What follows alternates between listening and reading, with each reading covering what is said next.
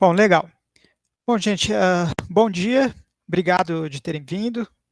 Eu vou começar compartilhando a tela.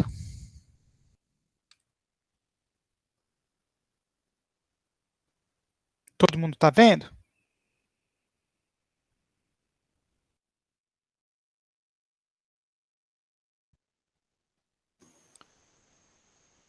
Legal, parece que sim.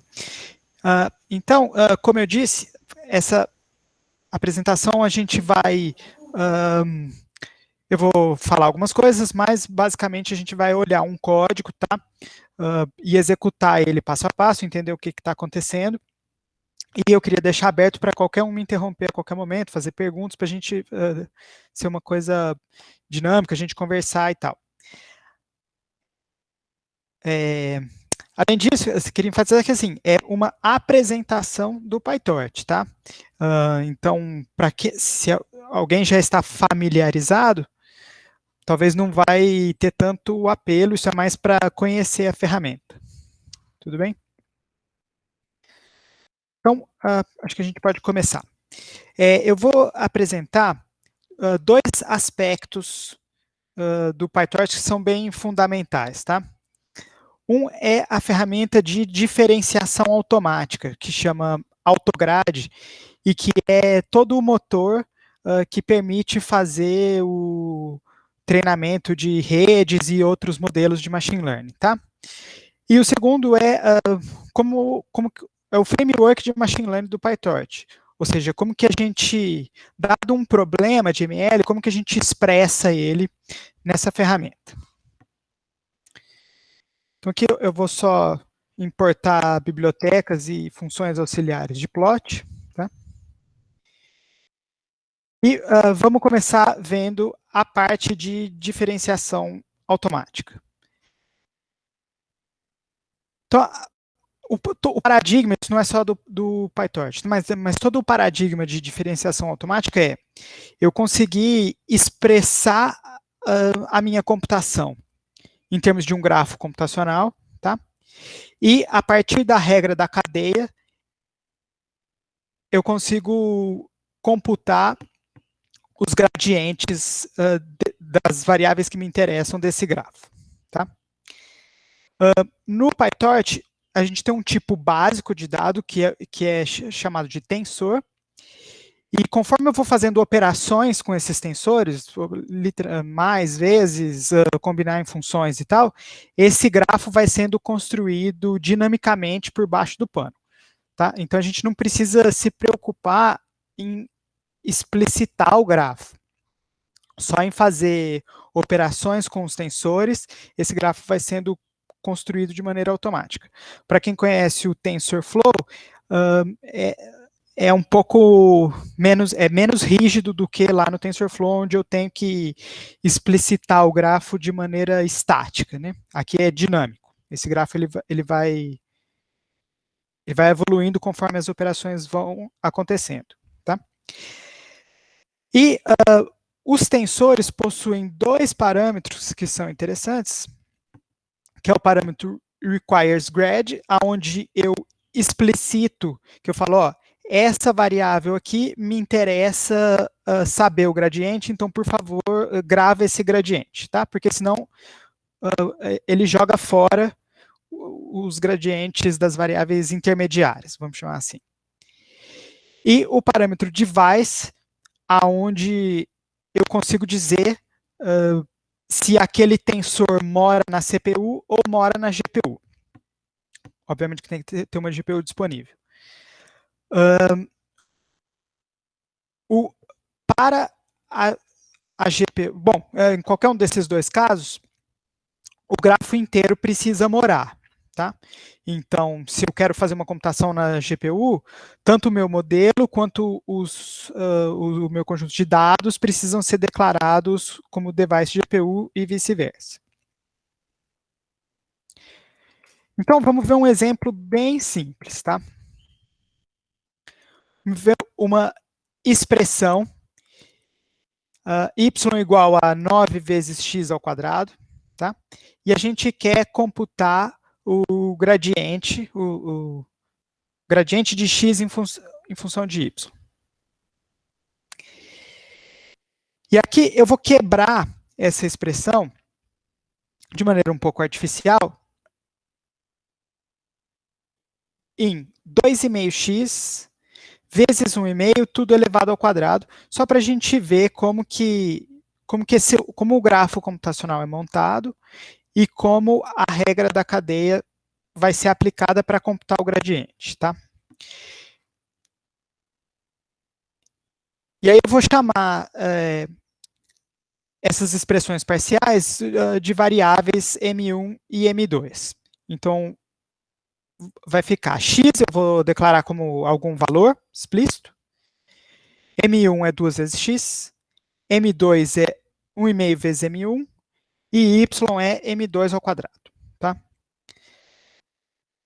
Aí, com a regra da cadeia, se eu quero computar dy dx, mais m1 é função de y. Então, eu posso fazer dm1 dx vezes dy dm1. Tá? Mas m2 é função de m1. Então, eu posso aplicar de novo a regra da cadeia. Fica dm1 dx vezes dm2 dm1 vezes dy dm2. Tá? Cálculo 1.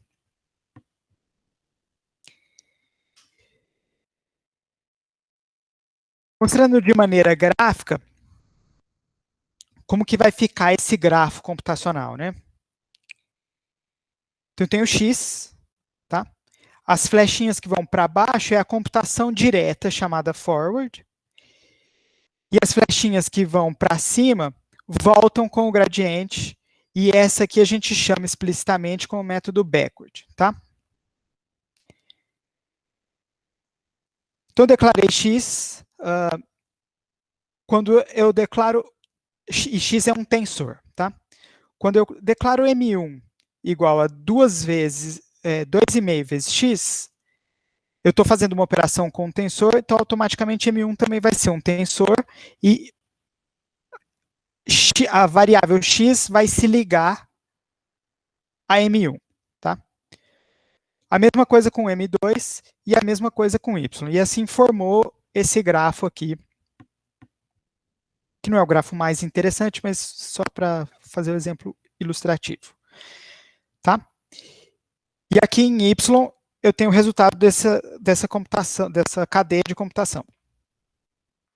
Quando eu chamo o método backward, aqui na variável y, que é a ponta do meu grafo, né, ele vai começar computando, bom, ele é a ponta, então eu computo dy e volto para o nó anterior do grafo. Tá? Aqui eu vou computar dy dm2, tá? Que é o gradiente dessa variável em relação ao nó da frente, vezes o gradiente que eu recebi do nó da frente, que eu estou compactando aqui como dy. Então, esse dy é o dy aqui. Tá? E passa para o nó de trás. Aqui, o M1, então o M1 só vê o M2. E ele conhece dm2, dm1. Tá?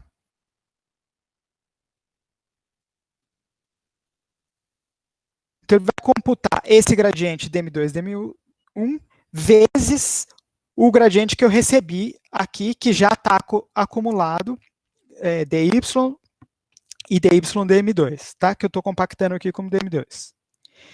Finalmente, esse gradiente volta para o x.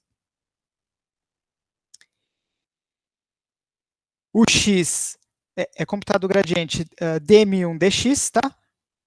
Vezes todo o acumulado, que eu estou chamando aqui de dm1, e esse é o gradiente final do x. Legal. Tá? Dizendo aqui que o valor de x vai ser 2, e aí eu declaro um tensor com esse valor 2, tá? E explicitando que eu quero salvar o gradiente dessa variável. Tá?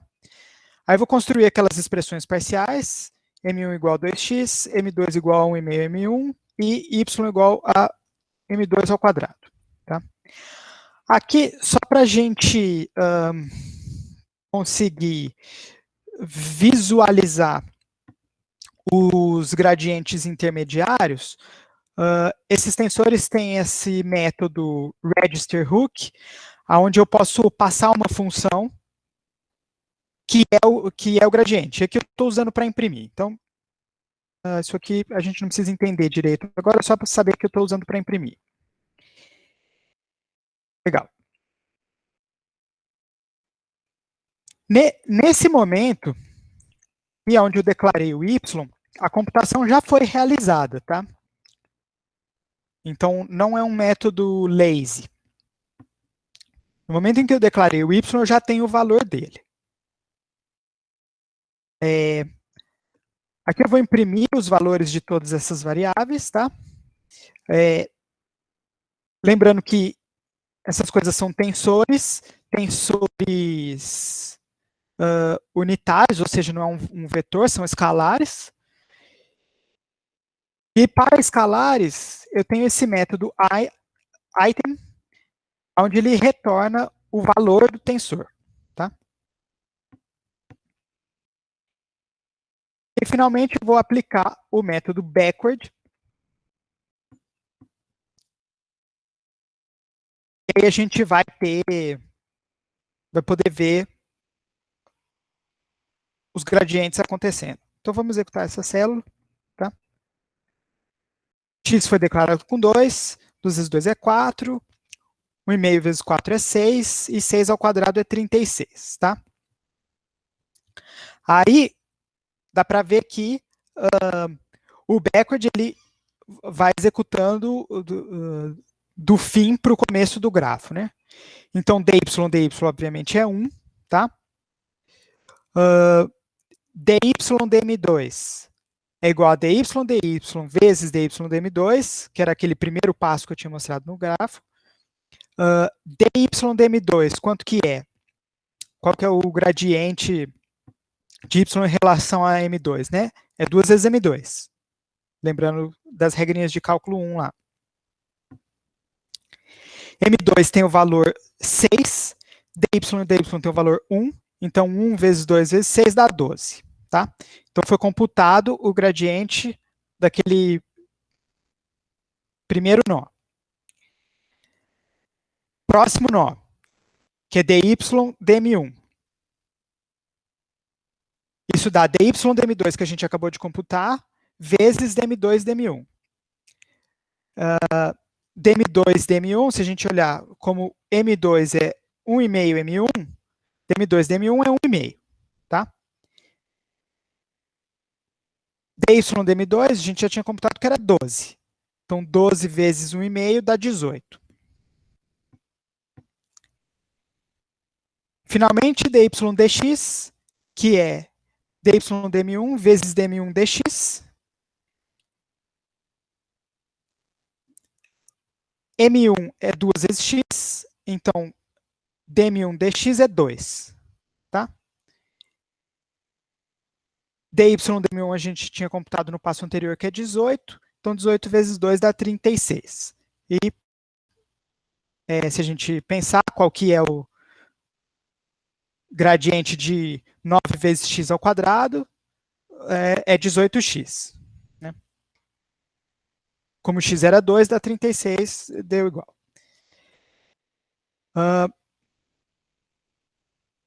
Agora, se a gente assim, expandir isso para uma rede neural com milhões de neurônios e tal, o processo ele é igual. Tá? Eu tenho uma computação forward,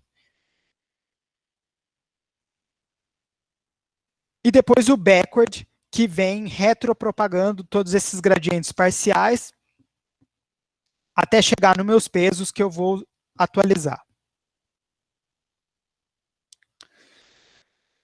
Legal. Esse segundo ponto eu vou falar de maneira um pouco rápida, mas só que assim, bom, aqui eu estou assumindo que todas essas operações têm o gradiente bem definido, né? Ou seja, basicamente são operações de mais e vezes e talvez alguma função simples. No caso de redes neurais, por exemplo, a ativação ReLU, que tem o gradiente bem definido e tal. Mas isso vamos olhar um exemplo um pouco mais assim, da função sinc, tá? Para quem não lembra, a função sinc é definida como 1 se x é zero e seno de x sobre x se x é diferente de zero. Então, qual que é o problema aqui? Bom, quando x é exatamente zero, essa expressão vai dar um zero sobre zero, né? Então, eu vou computar aqui. Estou declarando a funçãozinha sinc como seno de x sobre x, tá? Eu vou declarar agora um tensor com 1001 amostras igualmente espaçadas entre menos 4 e 4, tá? E falar que eu quero o gradiente dessas amostras. E aí, y é sinc de x, tá? Vou computar o backpropagation e vamos plotar. Legal. Ele plotou, para quem conhece a função sinc, essa é a cara dela mesmo, para quem conhece a derivada da função sinc, essa é a cara dela mesmo, tá? Mas eu estou imprimindo aqui bem o meio desses vetores e dá para ver que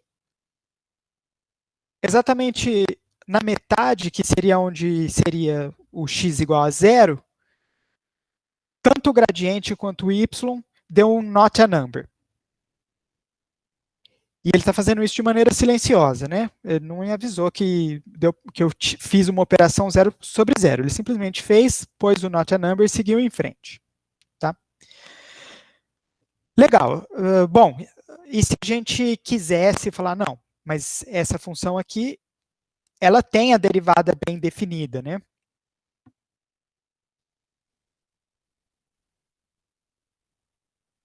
E eu quero usar ela na minha computação. Eu tenho como fazer isso? Bom, diretamente assim, construindo o grafo computacional dessa maneira, não deu certo. Mas eu posso fazer a extensão de uma classe function, tá?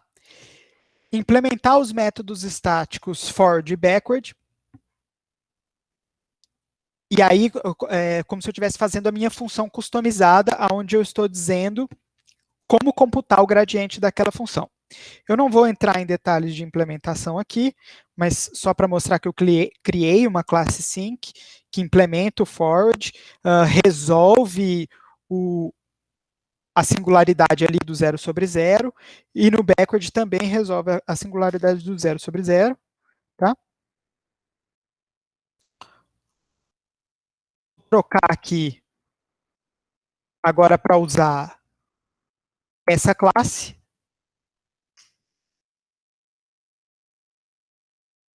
E aí, no gradiente, ali no ponto da singularidade deu zero, e na própria sync, no ponto da singularidade deu 1. Tá? Então, sem entrar em muitos detalhes aqui, só para dizer que eu tenho a liberdade de, se o grafo computacional não computa o gradiente, aqui porque era uma divisão zero sobre zero, da maneira que eu queria, eu tenho a chance de fazer a minha própria implementação. Legal. Então, vamos supor que o PyTorch terminasse aqui. Tá?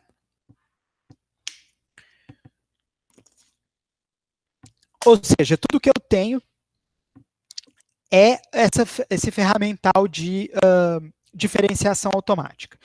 Como é que a gente poderia usar isso para fazer, por exemplo, uma regressão linear, que eu estou chamando aqui de na unha ou na mão, né? Então, para quem não lembra, eu vou ter aqui um certo conjunto de dados com distribuição linear, tá? E um modelo M, dado por M igual a AX mais B, X vão ser os meus pontos. E eu quero descobrir os parâmetros A e B, que descrevem uma reta, que vai minimizar o erro entre essa reta e o conjunto de pontos que eu tenho. Tá? E a gente vai fazer isso por gradiente descendente. Então, lembrando rapidamente uma definição bem geral de como que eu executo o gradiente descendente, né? Como entrada, eu tenho um certo conjunto de treino, tá? Amostras de dados X que são levados em pontos Y. Certo conjunto de pesos W que vai parametrizar um modelo H. Uma taxa de aprendizagem lambda e um tamanho de bet M. E a saída vão ser esses pesos W atualizados. Tá? Então, como é que o algoritmo funciona? Enquanto eu tenho que definir algum critério de parada, né, um certo erro mínimo, ou vou executar por X passos, etc. Mas enquanto eu não atingir esse critério de parada, pego um bet de tamanho M, amostras do meu conjunto XY, então são parezinhos X1, Y1, X2, até XM, YM. Vou computar uma certa função de custo, tá? Que é a distância, alguma distância que eu defini. Aqui a gente vai usar o erro ao quadrado entre o meu modelo com os pesos W atuais, que vai ser a minha predição, né? Em relação ao Y real, então, qual a distância entre essas duas coisas? Somado e dividido pelo tamanho do bet. Ou seja, é o custo, o erro médio do bet. Aí, para cada peso do meu conjunto de pesos, como é que eu atualizo? Esse é o passo da descida do gradiente, né? Eu tenho o valor atual do peso menos a minha taxa de aprendizagem vezes o gradiente da minha função de erro em relação a esse peso atual. Terminado, eu tenho os meus pesos atualizados.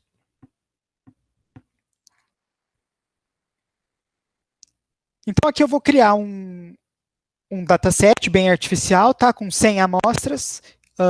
Eu estou definindo que a minha distribuição linear, o A vai ser 3 e o B vai ser menos 2. Criando pontos X igualmente espaçados, 100 pontos, entre menos 5 e 5.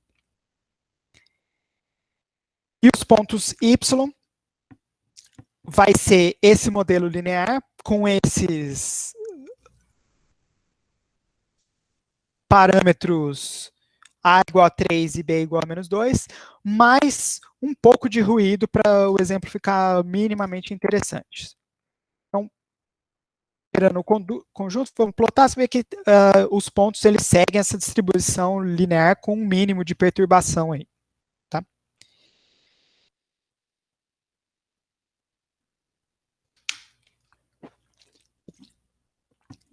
Então, vamos fazer a regressão linear. Estou definindo a taxa de aprendizagem, ou learning rate, como 0,01.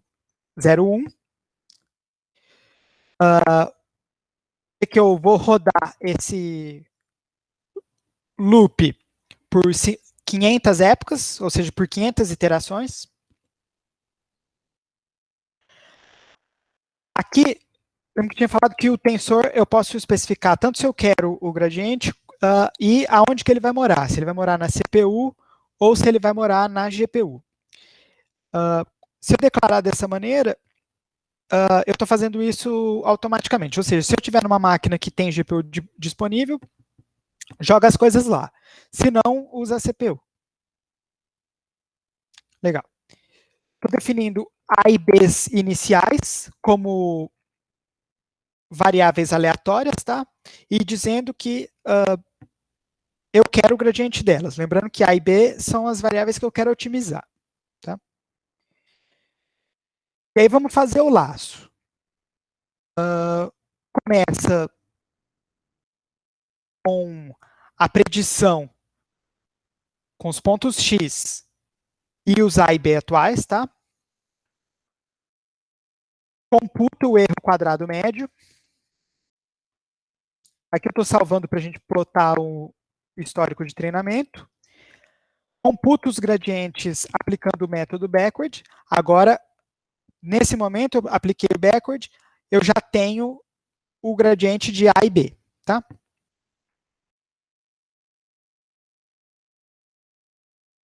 E aí vou atualizar A como o A atual menos o learning rate vezes o gradiente de A e a mesma coisa para o B, tá? O PyTorch, ele, por padrão, ele vai acumulando os gradientes, tá? Então, eu não quero isso nesse caso aqui. Então, eu tenho que explicitamente tirar esses gradientes no final do laço.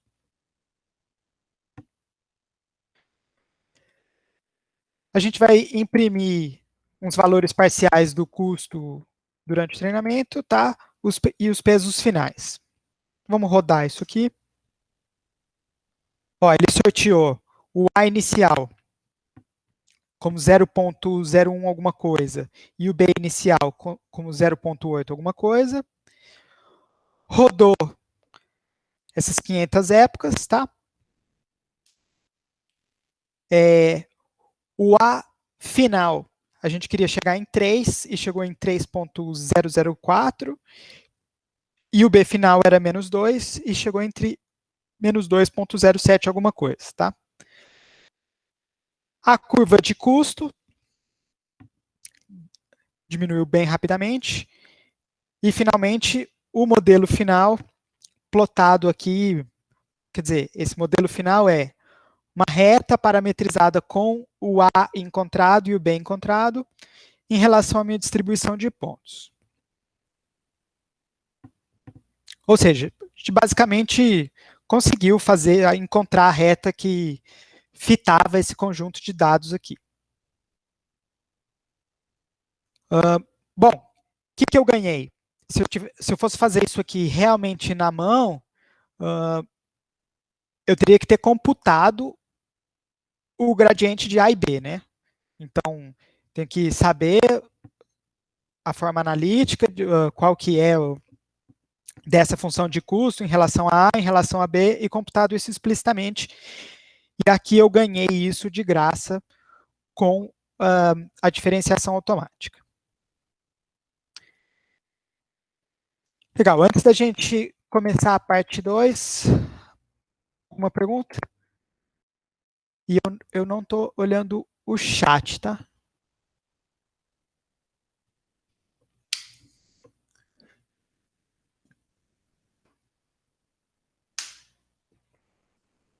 Bom, seguimos então.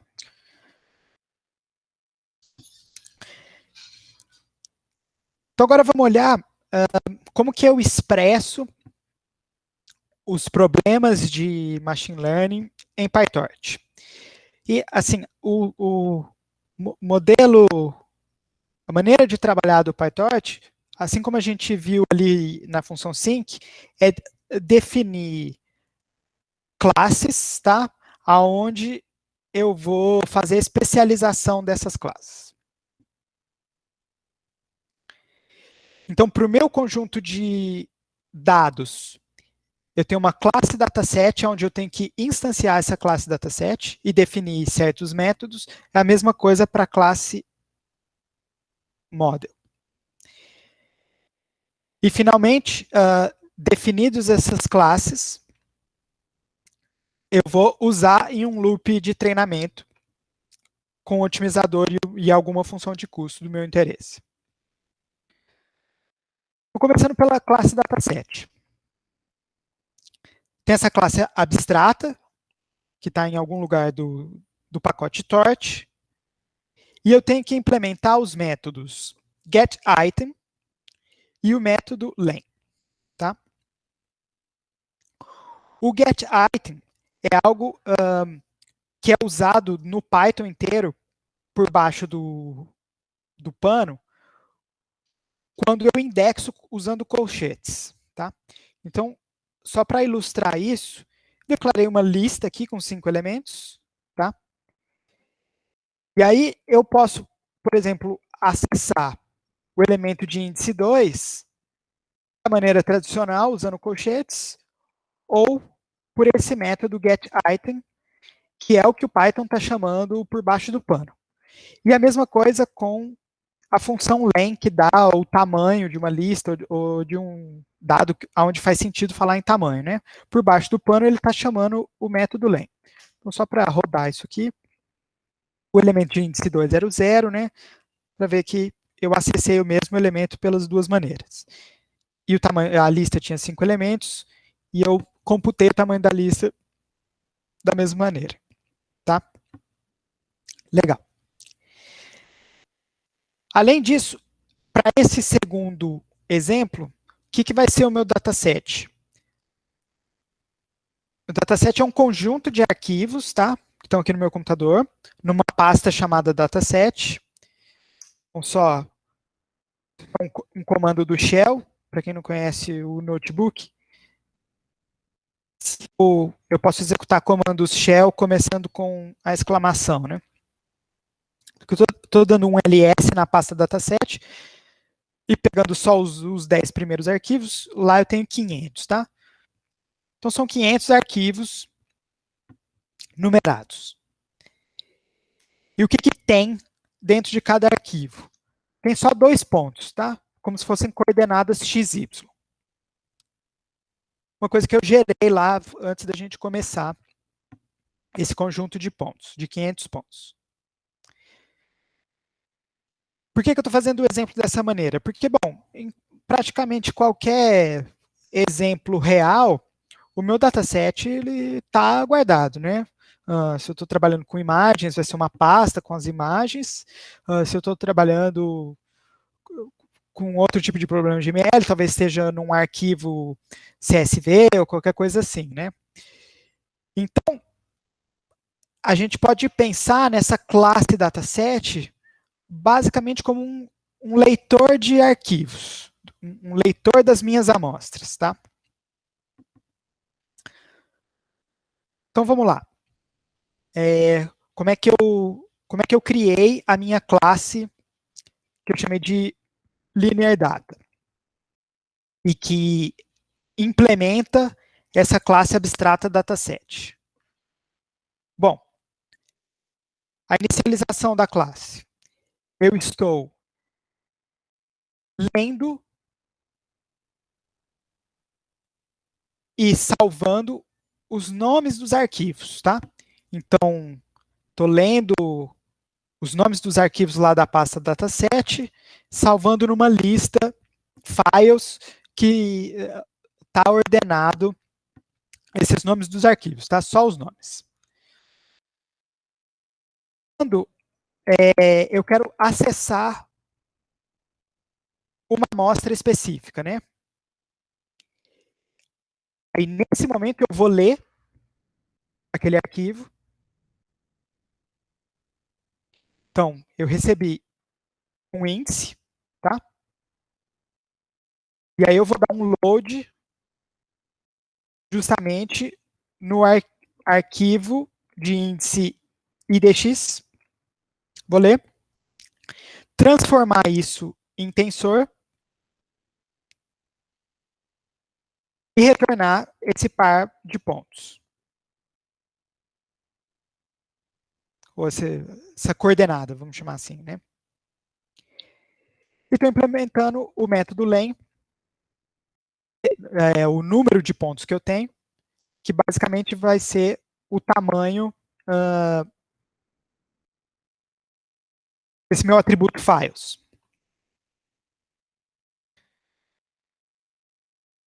Aqui eu vou instanciar e vamos plotar esse dataset para ver a cara dele.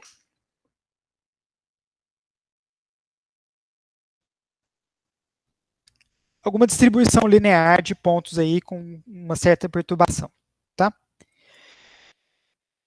E aí, só para ilustrar aqui, acesso, por exemplo, uma amostra específica, tá? A amostra 13, ele me retorna, tá? Por baixo do pano, Ele pegou o arquivo lá daquele atributo files de índice 13 e leu do disco, carregou, transformou em tensor e retornou esse par de coordenadas.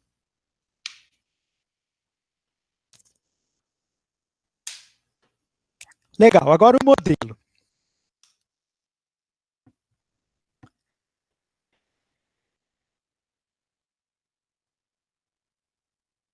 O modelo é a mesma dinâmica e eu tenho que implementar o construtor e o método forward, tá? Além disso, os parâmetros usados no meu modelo, eles devem ser instanciados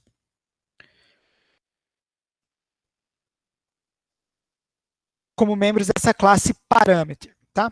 Isso é uma dica depois para o otimizador para saber que essas são as variáveis que ele tem que otimizar.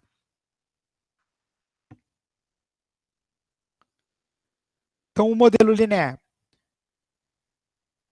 O construtor inicializando a classe super, e aí definindo dois atributos que são dessa classe parameter A e B, inicializados de maneira aleatória, e que eu estou interessado no gradiente. Então, requires grad igual a true. E aí, como que é o método forward? Bom, é um modelo linear, então, A vezes X mais B. Eu vou instanciar uma variável model como alguém dessa classe linear model e vamos plotar o modelo inicializado de maneira aleatória contra aquele dataset, tá? Foi inicializado aí com qualquer coisa e daria essa reta em vermelho. Legal, estamos chegando nos finalmente aqui. Como que é o loop básico de treinamento no PyTorch, tá? Quando a gente olha coisas complexas implementadas no PyTorch, muitas vezes eles são versões complicadas dessa estrutura básica que eu vou mostrar aqui. Primeiro eu declaro um data loader, que vai facilitar carregar batches do meu dataset, tá? É uma facilidade. Instanciar um otimizador do meu interesse. Já existem vários implementados no PyTorch, tá? E aí um loop básico de treinamento. Para cada época, para cada batch dentro da época, carrega os meus inputs e alvos do batch,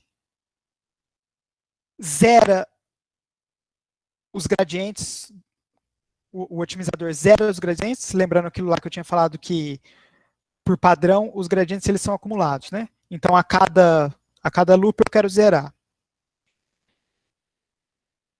Computa a predição, usando os inputs do batch e o meu modelo no estado atual. A função de loss entre a predição e os alvos. Computa os gradientes com o método backward aplicado ao resultado do loss e faz um passo de otimização com o método step no otimizador que eu declarei.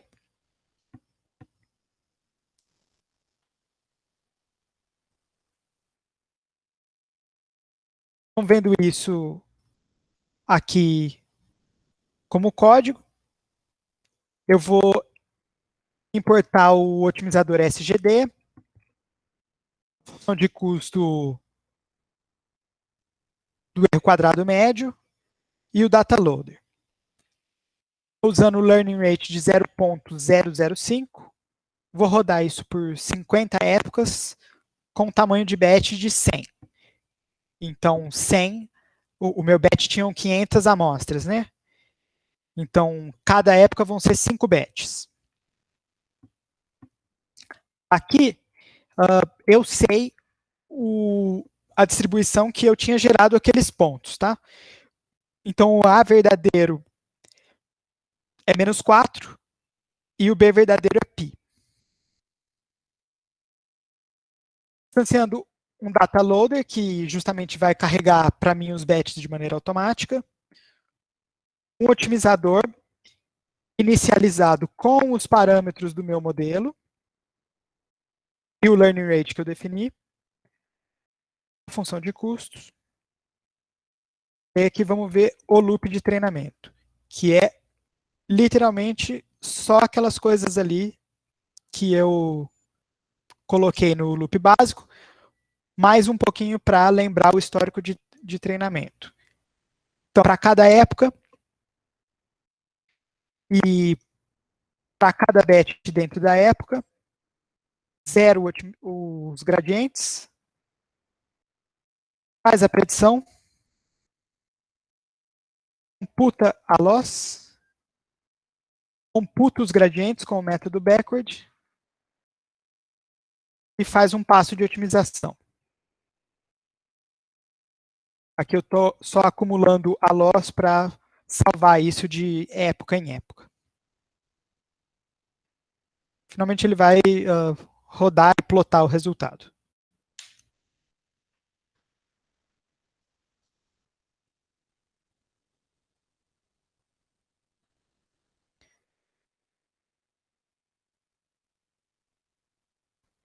Legal. Então aqui ele inicializou o modelo com menos 1.2 e o B igual a 0.13, tá?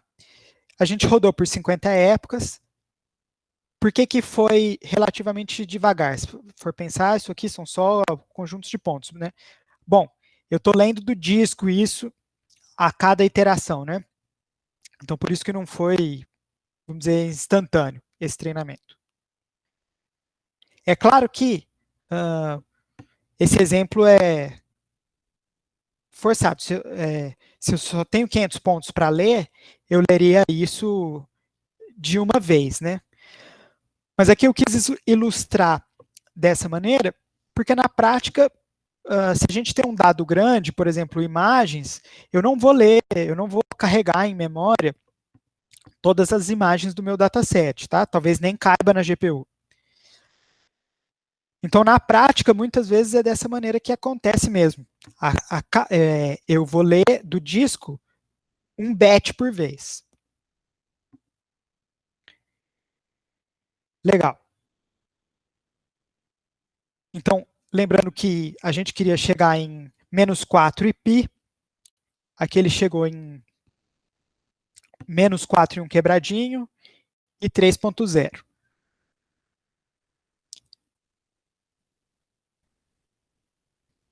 Aqui o fit da reta em relação aos pontos.